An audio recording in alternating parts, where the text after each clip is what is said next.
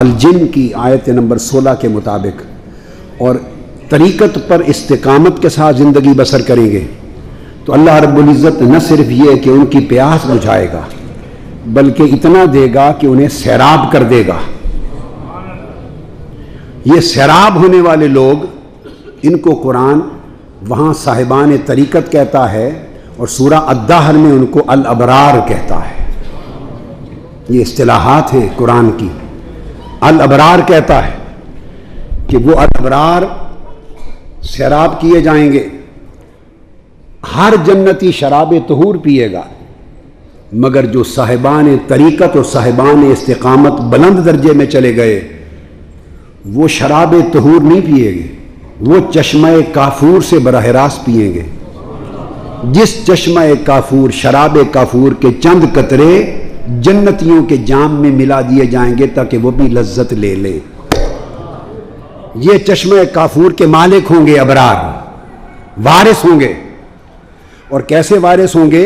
عینن یشرب بہا عباد اللہ، خود تو اسی میں سے پیا کریں گے، لیکن عالم یہ ہوگا کہ جو عمر بھر ان کے ساتھ وابستہ رہے، ان کے پیروکار رہے، ان کی تعلیمات پہ عمل کرتے رہے، مخلص رہے، ان کی محبت سے تمسک رکھا اور اتباع کے ساتھ تمسک رکھا، تو فرمایا یفجرونہا تفجیرا، وہ ان کے تعلق والے جو خود اپنے عمل کی وجہ سے جنت کی جو الاٹمنٹ ہوگی وہ ہوگی عمل کے حساب سے۔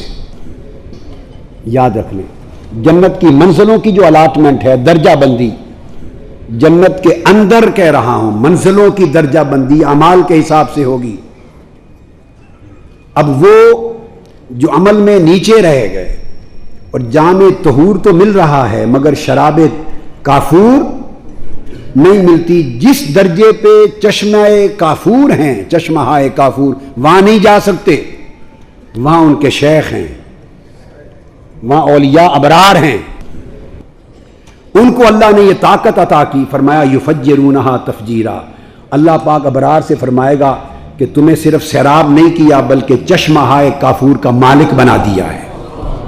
اب وہ تمہارے متعلق جو تمہارے سچے پیروکار رہے زندگی میں، وہ چونکہ خود اس درجے تک تو جنت میں اوپر نہیں آ سکتے، اوپر کی منزل، مگر تم جہاں جانا چاہو تم پر کوئی پابندی نہیں، لہذا یفجرونہا تفجیرا، وہ ان کی منزلوں اور رہائش گاہوں اور ان کے الاٹمنٹس کی طرف جائیں گے اور انگلی سے اشارہ کریں گے، جن جن کو پلانا چاہیں گے جو از خود حقدار نہ تھے، شراب کافور کی از خود حقدار نہ تھے، یہ چاہیں گے ان کو پلانا، یفجرونہا تفجیرا، یہ انگلی سے اشارہ کریں گے، چشمہ کافور ان کے اشارے کے ساتھ ساتھ چلے گا، اور جہاں جہاں جس کو پلانا چاہیں گے جنت میں پلا کے پھر چشمے کو واپس لے آئیں گے، تو چشمے ان کے اشاروں سے گھومتے پھریں گے۔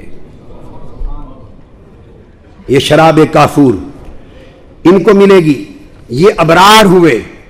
اور اس کے بعد ارشاد فرمایا کہ لوگوں، جس طرح جو نیچے لوگ تھے جنتی، ان کی شراب طہور میں چشمہ کافور کی شراب کے قطرے ملا دیے تھے، پھر جب ابرار ہو گئے یہ، تو ان ابرار میں یہ کافور پینے والے ہوئے کافور، اور ان کی شراب کافور میں قرآن کہتا ہے زنجبیل کے قطرے ملا دیے جائیں گے۔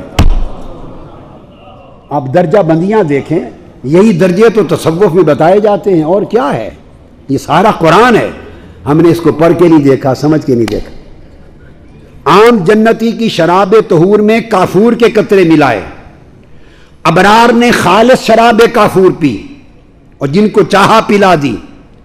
اب ابرار نے جب شراب کافور پی تو جب انہوں نے جام بھرے چشمہ کافور سے، تو اللہ رب العزت فرماتے ہیں کہ ان کی شراب کافور میں زنجبیل کے قطرے ملا دیے جائیں گے۔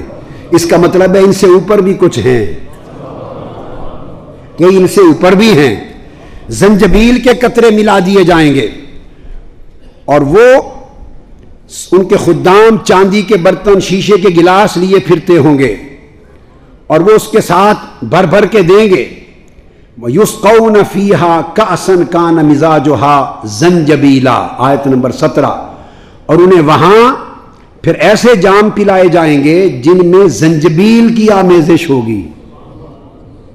عام جنتیوں کی شراب طہور میں کافور کی آمیزش تھی، ان کی شراب کافور میں اور طہور میں زنجبیل کی آمیزش ہے. پھر پوچھا باری تعالیٰ تو زنجبیل کیا ہے؟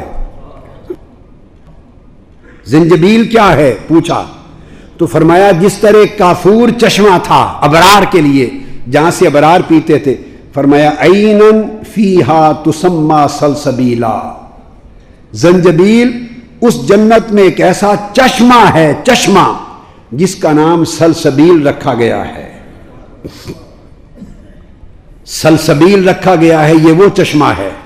اور قرآن مجید نے آگے چل کے فرمایا ایک اور مقام پر اگلی آیت اگلی صورت میں کہ وہ زنجبیل سے براہ راست پینے والے بھی ہوں گے. خالص ابرار کو زنجبیل کے قطرے ملائے جائیں گے اور خالص چشمہ سلسبیل سے پینے والے شراب زنجبیل وہ مقربون ہوں گے، اولیاء مقربین ہوں گے. تو وہ خود بھی پئیں گے اور جن کو چاہیں گے ان کو بھی پلائیں گے. اور یہ ان لوگوں کے لیے اللہ رب العزت نے ارشاد فرمایا کہ جن کے لیے کہا کہ اگر طریقت پہ ثابت قدم رہیں اور طریقت کی راہ پر استقامت سے رہیں تو ہم سیراب کر دیں گے. اب یہ جو قرآن مجید کے الفاظ طریقت اور احسان، اس کی تفصیل میں نے عرض کی تو تفسیر قرآن کی قرآن سے بیان ہو گئی. اب قرآن کی تفسیر حدیث سے لیتے ہیں، اب اس کی وضاحت حدیث سے لیتے ہیں. حدیث پاک میں اسی لفظ احسان کی وضاحت آقا علیہ السلام نے خود فرمائی. متفق علیہ حدیث ہے، بخاری اور مسلم کی، اور حدیث جبریل کے نام سے بھی معروف ہے، حدیث احسان سے بھی، جس میں سیدنا جبرائیل امین آئے. بخاری مسلم کی متفق علیہ. اس پر مفصل گفتگو میں دورہ صحیح بخاری اور دورہ صحیح مسلم میں کر چکا ہوں. اب صرف متعلقہ نقطہ بیان کروں گا. آ کے پوچھا یا رسول اللہ ایمان کیا ہے؟ تو آقا علیہ السلام نے عقیدہ بیان فرما دیا. پھر صحابہ کرام کی موجودگی میں پوچھا اسلام کیا ہے؟ آقا علیہ السلام نے اعمال بیان فرما دیے جو ارکان اسلام ہے. پھر پوچھا احسان کیا ہے؟ تو حدیث جبریل متفق علیہ بھی بیان کرتی ہے کہ وہی 3 درجے ہیں، ایمان، اسلام اور احسان. ایمان عقیدہ ہے، اسلام عمل صالح ہے، احسان اخلاص کامل ہے. اخلاص کامل ہے. ایمان اور عمل کے ساتھ جب اخلاص کامل مل جاتا ہے تو اسی کا نام طریقت و معرفت ہے، اسی کا نام سلوک و تصوف ہے، اور اسی سے ولایت وجود میں آتی. عرض کیا یا رسول اللہ مل احسان، احسان کیا ہے؟